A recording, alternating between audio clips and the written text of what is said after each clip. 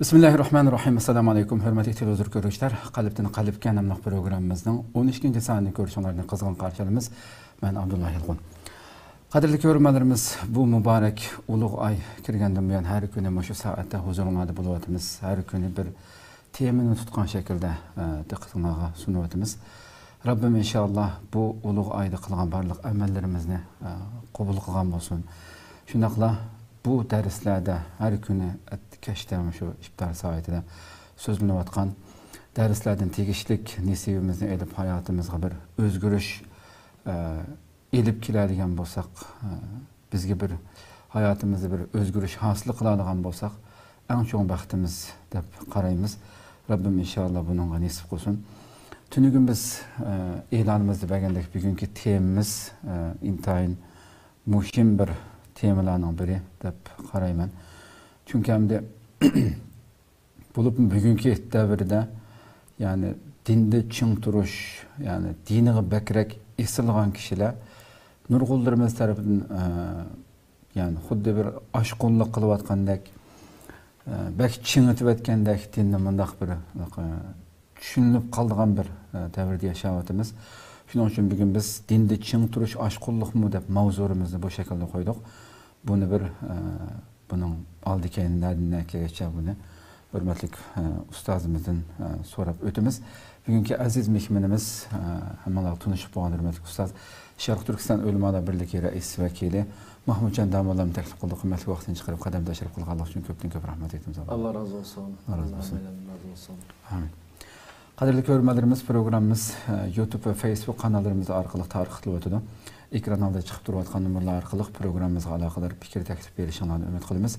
Şundaqla köpligen qayrindaşlarımızdan faydalanış için hem beherlep koyuşuna hem unutmayaslar. Onda olsa temamızga kirip ketsek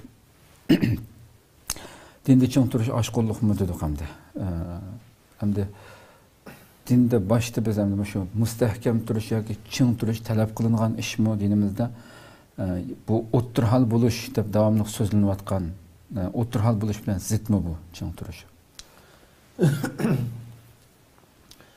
Bismillahirrahmanirrahim. Elhamdülillah ve salatu ve selamu ala Resulillah thumma amma ba'd. Esselamu aleyküm ve rahmetullahi ve berekatuh. Aleykümselam.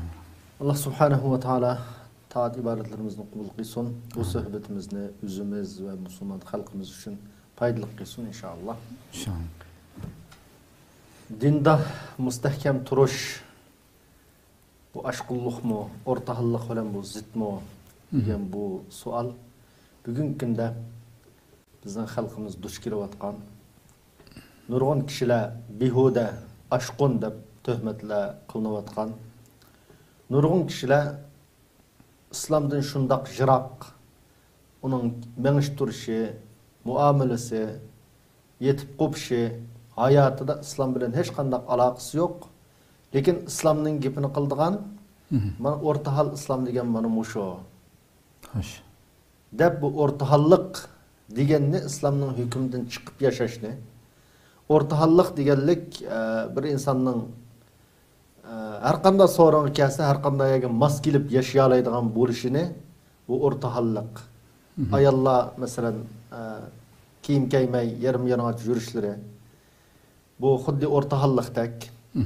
İslam degan shuna madaniy din. Har qanday qalbda bo'lsa qalbimiz bizning shunda yaxshi. Nurg'un masalan yog'lig'adirgan yoki manda yuradigan ayollarni ko'rdik, unda eski ekan, manda eski ekan. Ya manda saqlab odamni ko'rdik, bu muomilda munda qo'ymichi. U bu men uning qarg'a vaqtda men qo'ymichi emas. Men yoki eski emas, yoki boshqalarga hech qanday ziyon yetkazmayman degan shunday chiroyli gaplar bilan dinning hukmidan, dinning ko'rsatmasidan shunday yiroq yashayotgan kishilarmi men o'rtahal yo'l tutib mangan odam deb shunday da'vo qiladigan bir yomon vaziyatda nurg'un tushanchalar qalaymuqallashib ketgan. Har odam o'zining tushanchasi bo'yicha gap qiladigan, har odam dinni o'zi din haqida hech qanday ma'lumot bo'lmasimi, din haqida necha yil taraqquzib o'qimagan bo'lsa-mu, bu din haqida gap qiladigan, din haqida fatvo beradigan, din haqida xohlagancha hukmlarni pishiradigan, bu shunday yomon bir vaziyatda yashayotimiz. bütün dünyada her xil sahada bugungi kunda mutaxassislar bor. Her sahadagi mutaxassislarningki taxassusi hurmat qilinadi. İnjenerlar injenerligida gap qiladi, doktorlar doktorligida gap qiladi. Her adam o'zining o'zi bilgan, o'zi taxassuslashgan masalalar haqida to'xtaladi. Bu to'g'ri normal ahvol. Lekin dinga aloqador bo'lganda cho'q desa, bu islom dini haqida hammadan gap qildigan. Xo'sh. Buning bilan qat'iy o'qib baqmagan, hech narsani o'qimaydigan, Qur'on hadisni o'qib baqmagan, ko'rmagan mushundaq odamlarmi din haqida gap qildigan, din haqida fatvo berdigan.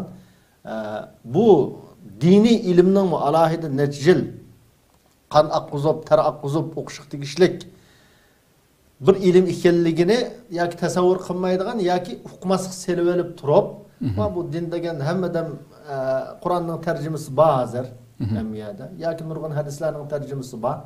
Unda bo'lgandan keyin hammadan bu din haqida gap qilsa bo'ladi. Biz o'qidik, ko'rdik degan mushunda banalar bilan har xil egizpas qalaymiqan dinimizga zid, Qur'on hadisga zid bo'lgan musulmonlarning tarixdan buyon e'tiqod qilib kelayotgan nurg'un tushunchalarga zid bo'lgan fikrlarni, ideallarni o'tirg'i tashlab bu shunaq bir vaziyatda yashayapmiz.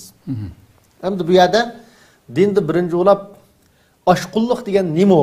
Qanday bo'lsa oshqulluq deymiz desa, buningga olimlarimiz alohida ma'lum o'lcham qo'ygan. Nimani dinda oshqulluq deymiz desa, Payg'ambarimiz sollallohu alayhi vasallam bir hadisida la yushadda dina ahadun illa g'alaba. Har qanday bir odam men dinni noyati cho'ng tutib mang'atem, dinda haddidan oshirib yutem desa, din u odamni cho'qim mag'lub qiladi degan. Yana boshqa nurg'un hadislarda halakal mutanatti'un deb Payg'ambarimiz sollallohu alayhi vasallam mutanatti'un degan bu nima deb buni qanday sharhlagan, qanday tushungan desa olimlarimiz bu har qanday ishda haddidan oshirib yetadigan, chekidan oshirib yetadigan kishilar bular halok bo'ldi deb Payg'ambarimiz sollallohu alayhi vasallam chekidan oshirib yetishni bu halokatga sabab bo'ladi degan. Chekidan oshirib yetish deganlik nima desa, masalan, ma'lum bir necha misolni olsak buningga, bir odam bugungi kunda Ramazonda yashayapmiz. Ramazonda safar qildi masalan. Safar qilib shunda qijlandi, qijlinib turib Ramazonni tutayverish, ya'ni iftor qilib buzib etmay. Asli Ramazonda safar qilgan odam buzib o'tish ruxsat. Ro'za tutmaslik ruxsat. Ro'za tutmaslikqa ruxsat bo'lsa, bu odam yo'q men tutaman deb masalan shunda qijlinib ketdi. Bearam bo'ldi masalan. Bu adamga nisbatan shu nemish qilgan odam desa, men chekidma shu odam bu. Yoki bir odam kasal masalan, og'ir kasal. Kasalga Ramazonda faman kana minkum maridan aw ala safarin fa'iddatun min ayamin ukhra. Qur'oni Karimda bir so'ng safarda bo'lsanglar yoki kasal bo'lsanglar, Ramazon kunlari tutmay boshqa saqaygan vaqtda yoki safardan uyanglar qaytgan vaqtda tutuvinglar boshqa kunlarda dedi Qur'oni Karimda. Kasal turib yo'q men zod Ramazon tutgan kishi. Doktorlar qo'pab Ramazon tutma. Ramazon tutsam keslingiz ziyonliq davasa, yana shu yo'q men Ramazon tutaman deb tarsalik qilib Ramazon tutib shu orqali kesiri eg'irlab ketdi masalan. Bunday ahvol jiq hayotimizda. Mushunda qilsa bir odam shu, mana bu oshqulluq. Ya'ni Alloh ma ruxsat ma ishni qilsangiz degan masalalarni yo'q men shu taqvolik tutib ketib men bu ruxsatga amal qilmaydim, ruxsatni tutmaydim deb zo'rlab shu qijlansin Ramazon tutib kesilni eg'irlashtirib yetish masalan, bu oshqulluq. Xato tushunilgan taqvolik.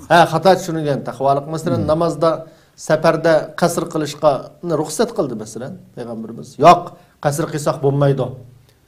Nimish qasr qildi ekanmiz? Men to'liq o'qiydigan kishi deb masalan, haliqa ruxsat men to'liq o'qismayli.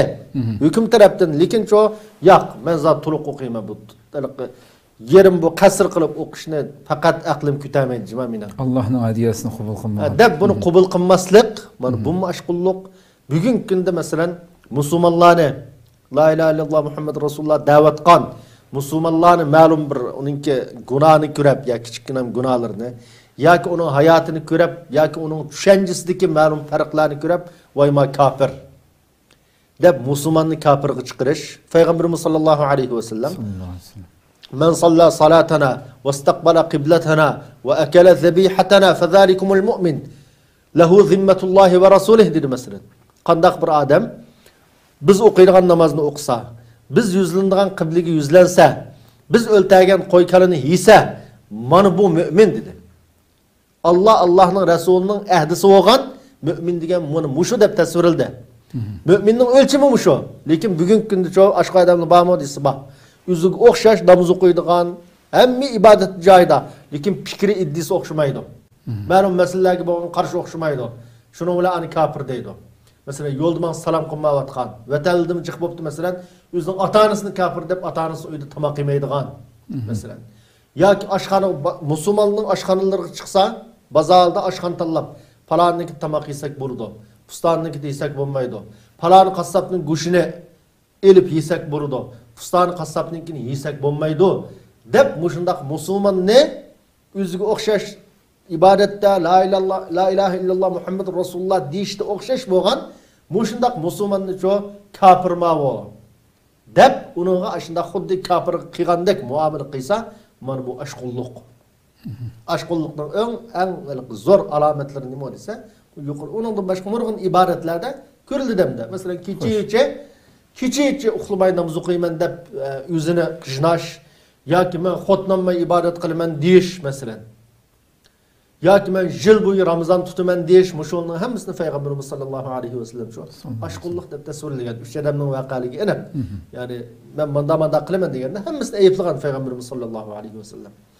Demak, mushundaq ma'lum amallarni ashundaq har davom Ramazon tutma ya xotnamayma deb shariat yo'l qo'ygan ishlar. Ramazonni farz Ramazonni oyda cho'qim yilda bir oy tutishimiz lozim. Boshqa vaqtda ancha-muncha tutsak bo'ladi.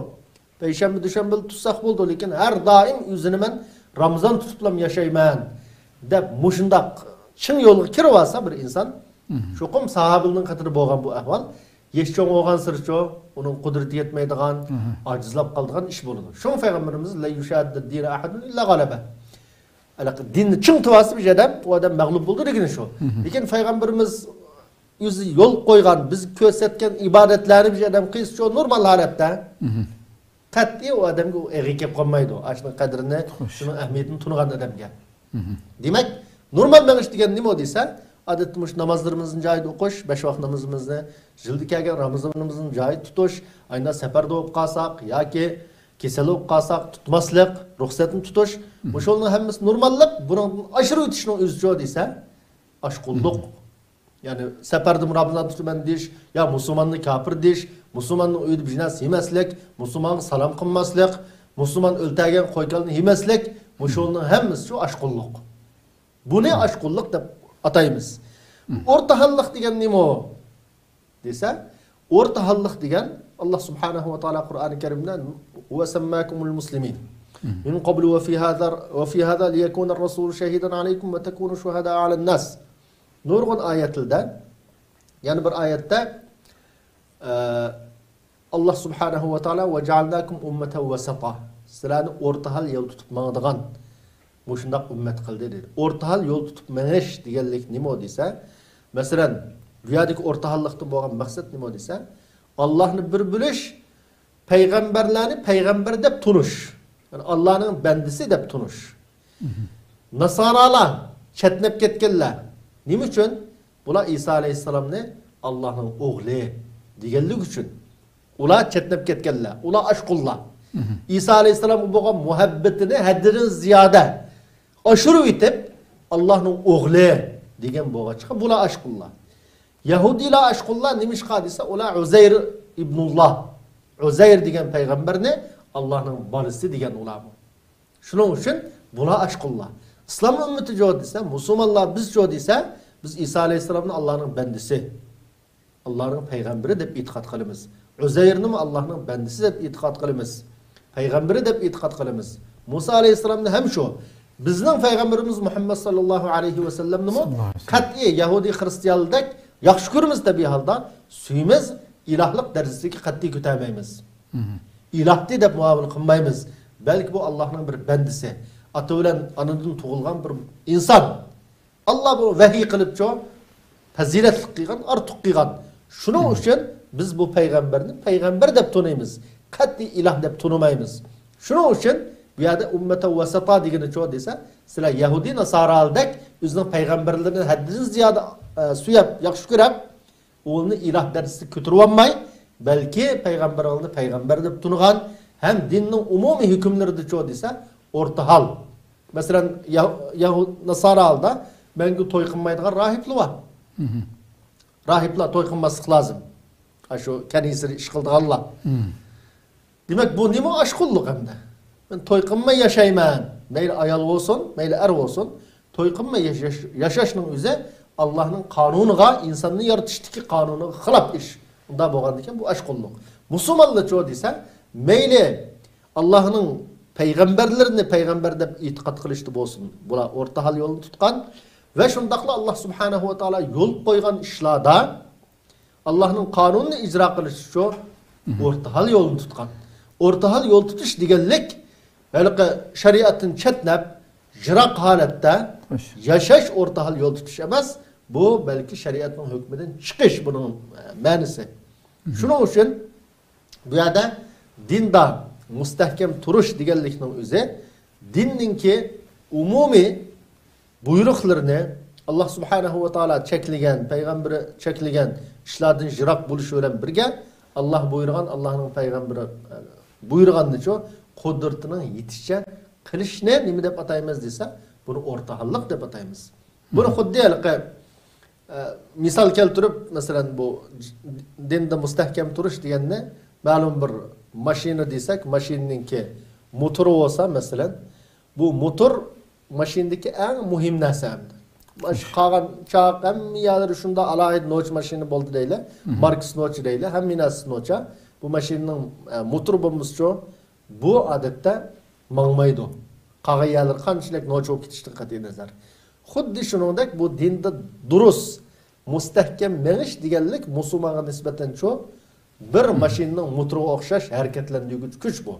Musulmonning sirtqi shakli qandaq islomga yaqin bo'lib ketsin kiyim kechaklari, menish turishi, gap so'zi, lekin buning da haqiqiy bu durustlik, haqiqiy har qandaq o'zining qilgan ishida Alloh subhanahu va taolo meni kuzatib turdi deydigan tushuncha, deydigan iymon bo'lmasa, u chaqda bu o'zininki quruq da'vosi bo'lib qoladi.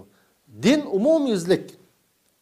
umumyuzlik cho desa, insonning durust bo'lishini, sog'lom bo'lishini, bu dinda mustahkam menishini talab qiladi, buni cho izlaydi. Buningdan boshqa yo'li yo'q. Shuning uchun bir sahoba Sufyan ibn Uyayna alama azun yani. Sufyan ibn Uyayna bir sahoba Rasulullahning yanına kelib, "Ya Rasulullah, sen bana İslam'da en mühim bo'lgan, senden keyin hech kishimdan men so'rashga ehtiyojim bo'lmaydigan en mühim bir ishni deb bergan" desa, Peygamberimiz sallallahu aleyhi ve sellem "Kul amantu billah thumma istaqim." En birinci olap Allah'a iman keltirdim de. Onundan keyin sen muş imanыңды ço mustahkam, samimi, sağlam, durust ço mang'en, durust tuğen degan. Şunun için biz her qandaq bir musulman özünü men İslam'a kirgenden keyin, İslam'ni tushungenden keyin meyli özününki menish turishi, gap so'zi, hayoti hammasida shariatning o'lchimi, shariatninki belgilab bergan usuli bo'yicha yashash mana bu musulmonni dunyo va oxiratda nijotlikka erishtiradigan yo'l mushu. Çok iyi rahmet. Buradaki hadiste Resulullah'ın sonra Abdullah ibn Sufyan Sakafi iken. Abdullah ibn Sufyan. Şimdi Peygamberimiz sallallahu aleyhi ve sellem bizden demiş o. Bundan keyin ta kıyamet kıyamı hoş kılgan müminlerini özü guvalık bergen asr sahabelerine kılıp en asırlarının ki zamanla ana yaxsı benim hayrul kuluni qarni tümmededim yaralarında. Şularının ki sahabelerinin yoluğa erişip menaşımızdan de buyurgan sözlerden. Şu dinde çın turuş sahabelerinin düşüncesi qanday dediğini bir qancha. Bu dinde çın turuş deganlik Allah subhanahu wa ta'ala Kur'an-ı Kerim'de bu haqda alahida neçe ayette bunu buyurgan boğaçqa. Mesela şunun qatarının innellezine qalu rabbunallahu thumma istaqamu tetenezzalu aleyhimul malaiketu alla takhafu ve la tahzanu ve abshiru bil cenneti allati kuntum tu'adun. Bizning Farvoydigarimiz Allah degan kishilar, ya'ni Allohning ber va barlig'iga, Allohning ibodat qilishga loyiq birdan bir zot ekanligiga ishonganlar. Bular bizning Farvoydigarimiz Allah deydi. Uningdan keyin o'zi degan mush so'zdicho mustahkam turdi. Buningda durus, ravrus ishonchi bilan, samimiyat bilan bu yo'lda mangdi. Allah degan mush yo'lda. Mushundaq manganlarga Allah subhanahu va taolaning malaikallari rahmetini şu bulağı düşürüp durdu. Bulağı andın kat'i silah gam qılmanglar. Hemmedem gam qıysa silah gam qılmanglar. Hemmedem qoqsa silah qoqmanglar. Xoş. Silah kat'i gam qılmanglar, kat'i qoqmanglar, silah cennet kirsizlar. Silah vaad qilingan cennetga chuqum kirsizlar deb Allah subhanahu va taala bu dinda samimiy mustahkam turishning ne kadar ahamiyatli ekanligini Qur'on-i Kerimda necha oyat shu bayon qilgan. Xoş. Bayan qilgan bo'g'achqa sahobalar bu mush oyat, mush buyruqlarni xilma-xil uslubda tushungan, natijada shu hammasi oxirgi natijada bir. U nima desa, hammasi qanday qilgan vaqtda Allohga eng yaxshi yaqin banda bo'g'ini urdi. degan yerga olib bordi. Birinchisi Abu Bakr as-Siddiq radhiyallohu anhu bu istiqoma, ya'ni dinda mustahkam turish, durust menish deganni nima deb tushungan desa, bu Allohni bir bilish, Allohga sherik keltirmaslik deb tushungan. Nima uchun desa, inson Allohni bir bilgan vaqtda shuqum aldamchilik qilmaydi. Allohni bir bilgan inson yolg'on so'zlamaydi. Allah subhanahu va taoloni bir bilgan inson hem o Allah meni kuzatib turdi deb e'tiqodi sog'lom inson uchun har qanday vaqtda musulmon ziyo yetkazmaydi. Her qanday vaqtda din düşmanlarını yaxshi ko'rmaydi. Her qanday vaqtda hech qanday bir maxluqning oldida shu Allohga asi bo'lib turib, maxluq shu bo'ysunmaydi. Ashunaq bo'lg'achqa Abu Bakr as-Siddiq radhiyallohu anhu bu dinda mustahkam turish deganlik nima desa, bu Allohni bir deb e'tiqod qilish, Allohga qat'iy shirik keltirmaslik deb tushungan. Umar radhiyallohu anhu shu desa, Umar radhiyallohu anhu bu dinda mustahkam turish, dinda samimiy bo'lish deganlik Allohning buyruqlarini ijro qilish, cheklagan ishlardan yenish. Cheklagandan yenish deb, lekin buni alohida insonning diqqatini qo'zg'aydigan bir lafzni ishlatgan. Xo'sh. Al-istiqama an tastaqima ala al-amri wan-nahy va la turawigh rawghan al-tha'lab. Buyruq, yani Allah buyurgan işte mustahkem turuş, çekligendin yeniş, işte elke tülkünün aldamçılığı, hilimikir kıygandak, yani tülkü adeti hilimikir olan meşhur hayvan var da. Sen hayatında tülküdek hilimikir, yalgancılık olan, şu aldamçılık olan yaşamaslığın diyen. Bütün din ölen boğan münasebetinde Her bir iş hareketinde. Her bir iş hareketinde sen tülkidek aldamçılıkçı kımmaslığın deb düşündügen. Demek bugün günde qaraydigan bolsak, bu hayatımızda xillam tepildi. Bunda yeliger aldamçı adamlar. Qarısı mesela Müslümanlar sonra kelse ya mescid kirse ya bir umumi faaliyetlerde mesela şunda qarsa yaxşı. Gap söz joyida Müslüman namaz o'qiydi mesela. Lekin çoğu bunun kalbi yelmikir suiqasd bilan to'shab ketgan. Shu so'rindan ayrilsa, o'zining musulmon qarindoshlariga shu suiqasd qildi. Masalan. Shu Umar radhiyallohu anhu cho desa, tulkidek yeligarlik cho qimmasliqan deb tushundigan. Ali radhiyallohu anhu cho desa, bu istiqoma degan nima desa, an tu'addil faraid. Sen Allah farz qilgan ishlarni qilishing. Xo'sh. Nimishqa desa, hadis qudsiyda Allah subhanahu va taala mening bandalarim bana men farz qilgan ishni qilib yaqinlasha oladi degan bo'g'achqa har qanday inson Allohga farz qilgan ishni qilsa Allohga yaqinlasha oladigan bo'lgandan keyin dinda mustahkam samimiy turishning sharti nima desa, Alloh farz qilgan ishlarni cho ado qilish. Usmon radhiyallohu anhu cho desa, Usmon radhiyallohu anhu bu istiqoma degan nima desa, ixlos bilan ibodat qilish. Bu Kur'an-ı Kerim'de nurgun ayette Ala lillahi dinul halis mesela. Muhlisine lehu'd-din de nurgun ayetli vardı. Yani ihlas bilen Allah'a ibadet kılışının ne kadar zürürlüğünü bayan kılgan. Demek mu şu töt cariyamış, töt halifinin ki oturup koygan bu vaktiki fikrini hulasısak nimo dese dinin cevherendi bunun. Tevhid babının da birincisi Ebu Bekir Sıddık, ikincisi Ömer radıyallahu anh'ın Allah'ın buyruğunda çın esiriş, çekligendi yeniş, üçüncüsü perz emellergi çın esiriş, dördüncüsü bu emellerin hemmisi çoğu ihlas bilen kılış. Bunun başka sahabenin umum hayatı karısak muş nemunelerge okşap getirdiğin nurgun noktalar çoğu bak. Köptün köp rahmet. Hem de şu köpüncümüz bu şu dini meseleler mesela dinni belgilik emellerge mahsus dep qaraş mesela namaz roza hemmimiz bildiğin hem Müslüman bildiğin yani din diye vaqtida muşu barmaq bilan sanıqılı bulduğun emellerle kılsa nayeti dindar sanıldığın ama nurgun muamillerde bolsun başka iktisadi meselelerde bolsun nurgun narsalarda har xil şekilde ötüp kessin bulduğandek bir düşünce vardı.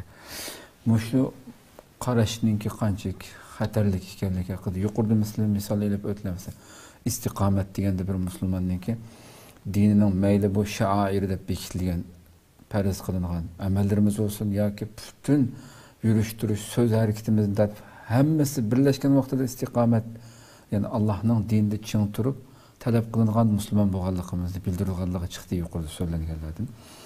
Bundaq tushunib olish ma'lum hamma odam bildigan buna qarab sirtdan ammış musulmon odamkan deydigan amallarda joyida ama uning sirtidagi hamma ishda yolg'onchilikdan tutun va boshqa nurg'un aqlimizda inson kundalik turmushidagi har xil ishlarda uningga diqqat qilmay yuraverish kishilarga azor berish degan bo'lsa bu mushu sil degan hozirgi ahvol dinimizni yaxshi tushunmaganligi. Yani dinimizni yoki yaxshi tushunsinmi tushunmas bo'lib olish yoki tushunmaslik ya beparvolikdan kelib chiqqan oqibat.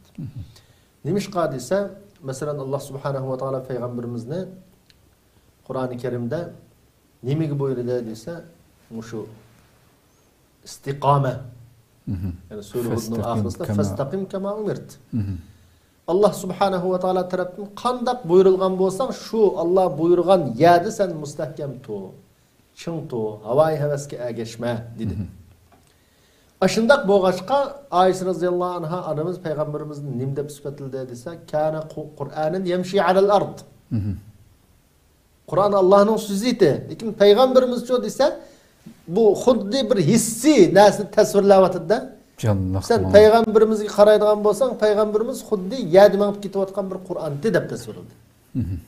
Demek Allah subhanahu va taolaninki şu oyatdagi fastaqim kama umirt degan bu ayetning hükmü bu ayeti buyruğuna peygamberimiz qanday amal qilgan desa xuddi yadimayotgan Qur'ondek yani Qur'onning umumiy hükümleri Qur'oni Karimning umumiy talablari uchun peygamberimizning hayotida ko'ringan. Xo'sh.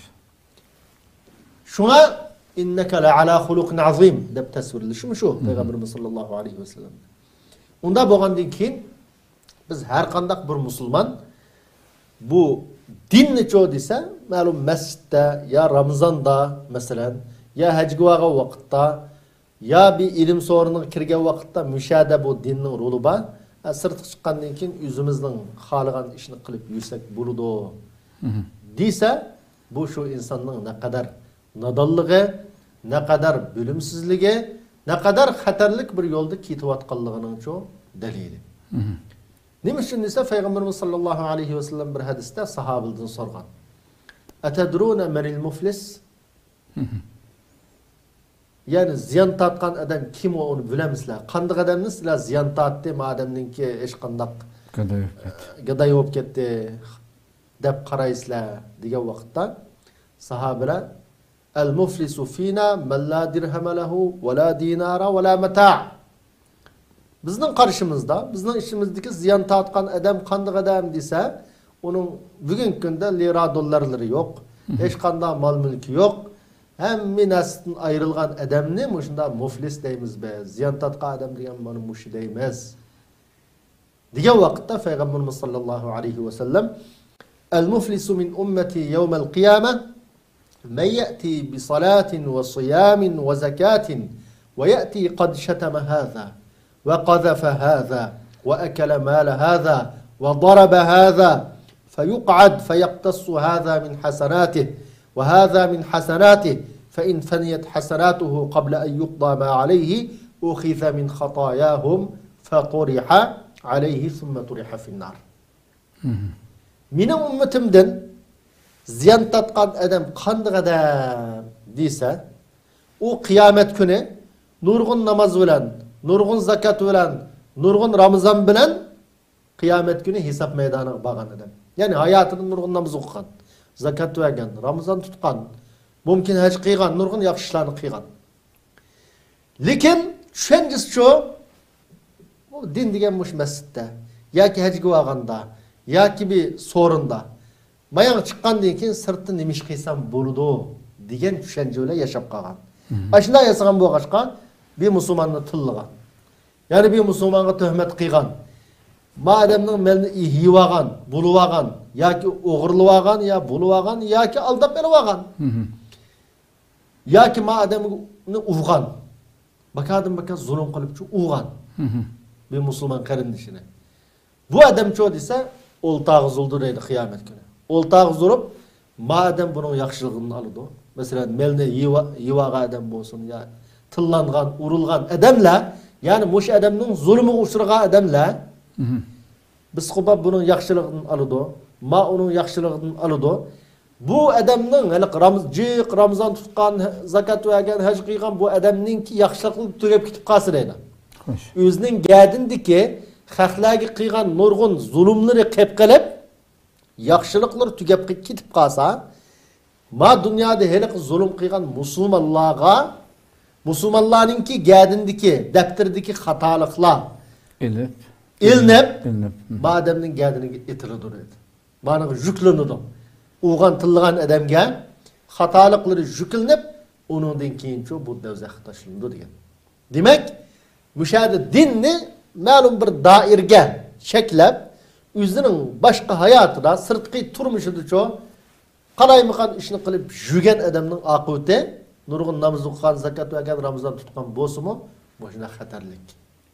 Şunun için her qandaq bir musulman çoğu dese qandaq qilish lazım dese en tüven boğan vakitte çoğum özününki Müslümanlar boğan yamanlığını şekliş lazım. Peygamberimiz başka bir hadiste mi degen? Sen başkalarına yaxşılık qil dese sahabıldım birisiga. Ya Resulullah ben yaxşılık qilishni bilmeymen. Yani yaxşılık kılanmayım ben. Pul verey desem pulum yok. Ya ki başka taraftan yaxşılık kılay desem imkaniyetim yok dese en tekuffe anhum azaka degen. Aş Müslümanlar azar yetkizişten üzerine saklansan şu bir yakışlık diyen. Bunda boğan deyken en tüven boğan diyor dese fakat bulmaganda başkalarca yakışlık kılanmagan insan bulup kalsa yamanlık kılması lazım. Yamanlık kılışın çokum saklanış lazım. Bütün köp rahmet Allah razı olsun. Bir şeyde tüyetsek programımızda. Evet yaxşı. Geçip bana. Qadrli körülmelerimiz şuna qılıp bugünkü 12. sanımız ahırlaştı. Hakikaten istikamet dinde çoğun duruş meselesi nihayet muhim bazı elbette nurgun misallarını keltirdi. Ahırda bir ulemalarımızdan bahsediyorum şu dinde çoğun duruş ne? Yani muhabbet Allah subhanahu ve ta'ala'ga bo'lgan muhabbet deb tushundirgankan çünkü Allah subhanahu ve ta'ala bandasining o'zini yaxshi ko'rishini talab qiladi, iroda qiladi. Çünkü biz Rabbimizni yaxshi ko'rsak, onunga itoat qilamiz. Onun buyruqlarini güzel bir şekilde suyup turib ado qilamiz hamda. Şoňa ba'zi ulamalar deydi ki bugungi islom dunyosininki masalasi hal bo'lmay kelayotgan masalasi bo'lsa, ular ko'pincha holatda musulmonlar yani Allah subhanahu wa ta'alaningki emir fermanlarını, buyruklarını, pəriz, sünnet, dinimizdeki nurgun nəsinin qaysının doğru, qaysının hata işkerliğine ait cıklarımız bilmez hem de. Bildi o, ama lekin şu buyruklarını, pərizlerini, sünnetlerini bizge kıl dep buyruvatkan amirini bilmeydi dedi. Amirini, buyruğu içini, yani Allah Subhanahu wa Ta'ala'nın kim ekerliğini hakiki ravişte tunumu kallığı için ma bir muncha hayatımızdaki her bir minut etrafımızda onsurumuz bütün hayatımız ahirgacha davomlashadigan bu buyruqlarni jiq bilsak mi amirning haqiqatini buyruğuchini bilmagachga bu yerdan bir şekilde qutulib bir şekilde qo'lni o'ngishga qilib qo'yib o'tib ketishga tirishadi. Musulmonlarning ahvoli bu aslida. Shuni deydiki, agarda musulmonlar eng oldi bilan buyruğuchi Allah Subhanahu wa Ta'ala'nın kim ekanligini haqiqiy ravishda bilsa, buningga tirishsa, o vaqtida u tarafdan kelgan har bir ish, har bir buyruq, har bir narsani izlab so'rab, men qanday ado qilsam bo'ladi deb bejandil holatda jini bilan ado qilishga tirishadi. Çünkü bu bek muhim deb shuna ulamolarimiz shuni tushuntirgan. Shunda bir güzel bir beyt deyilgan.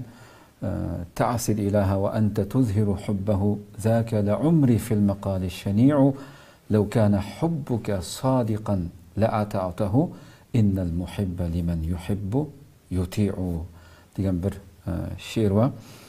Yani bir insandan ki sen Allah'ın muhabbetini ben Allah'ın yaxshi ko'raman deb bunu da'vo qilsan, ama o ilahga asilik qilib bu ameliyatda bu, yani mushundaq dal sözün bilan ameliyatingning o'xshamaydigan bo'lishi, bu söz sifatida aytilishqimi inson hayo qiladigan intayin bir nihoyatda qamlashmagan bir ish deydi. Çünkü eğer senin muhabbetin rastçıl olgan bolsa, onunla itaat qilgan bo'ladigan Rabbim Allah Subhanahu Ta'alaga. Çünkü yaxshi ko'rguchi o'zi yaxshi ko'radigan mahbubiga itaat qiladi. Onun ko'nglini ilishga tirishadi. İnsan bilan o'zimizning insan bilan bir insan yaxshi ko'rsa qanday shu o'zimiz yaxshi ko'radigan, mayli o mesela qiz bo'lsin, ayol bo'lsin, mesela normal turmushimizda birisini yaxshi ko'rgan kishi shu yaxshi ko'rgan kishining ko'nglini olaman deb nimalarni qilmaydi o'ylab boqaylik. Bu haqiqatan diqqat qilishga tegishli masala. Rabbim inshaalloh har birimizga o'zining muhabbatini muyassar qilsin ki biz har bir amallarimizni suyib turib, shuningga ishtiyoq bilan qila oladigan bo'laylikki, Rabbim ana shunday ishtiyoq bilan qilingan amallarni qabul qildi. Mayli oz bo'lsin, jiq bo'lsin. Sanning ko'p bo'lishi muhim emas, amaliyotda shu muhabbat bilan qilinishi, suyib turib qilinishi muhim. Mana buni Alloh yaxshi ko'radi. Rabbim hammamizni bu mübarek ayda barliq amallarimizni shunday ishtiyoq bilan qildiganlardan qilsin deb tuvanchilik bilan so'raymiz. Allah ömür ve saati, o'xshash saati ko'rishguncha aman bo'linglar. Assalomu alaykum va rahmatullohi taala va barakatuh.